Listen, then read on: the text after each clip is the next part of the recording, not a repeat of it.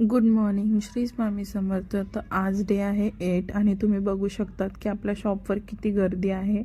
असं वाटत होतं की ही गर्दी आपल्याला हँडलच होणार नाही, पण एक मनात विचार होता की नाही, कोणतंही कस्टमर खाली आत गेलंच नाही पाहिजे, सगळ्या कस्टमरला हॅप्पी करूनच पाठवायचं. तर हेच मनात ठेवून आपण काम करत होतो.